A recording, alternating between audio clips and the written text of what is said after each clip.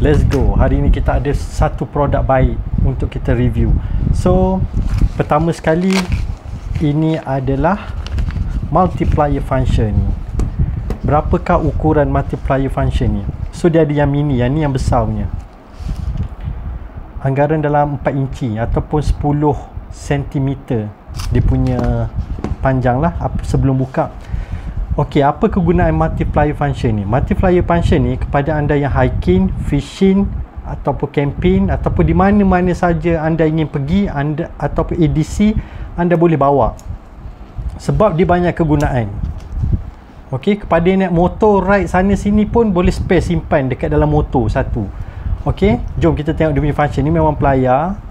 So dia ada apa lagi? Kita tengok. Okey, dia ada ni. Okey, yang ni. Yang ni. Lepas tu yang ni. Yang ni pembuka. Pembuka tin, minuman, air apa semua.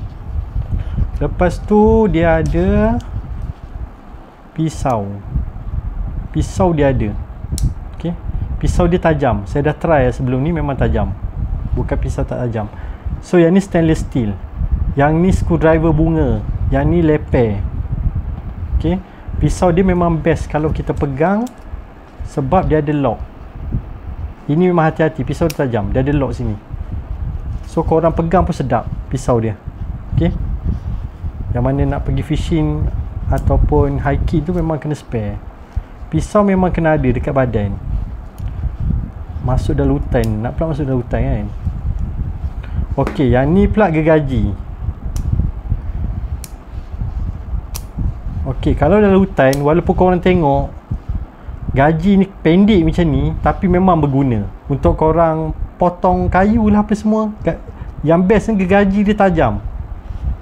Macam ni. Mata dia, korang boleh tengok lah kalau korang nampak. Mata dia memang tajam. So, untuk sesiapa nak beli, korang boleh tekan link aku bagi kat bawah ataupun tekan beg oren. Harga selalu dekat luar yang aku tengok ada harga 200. Ada harga dalam 50. Ada harga dalam 100 lebih. So, yang ni punya harga memang special lah. Korang boleh check dekat link bawah. Korang claim voucher. Lepas tu korang beli terus. Itu saja. Assalamualaikum.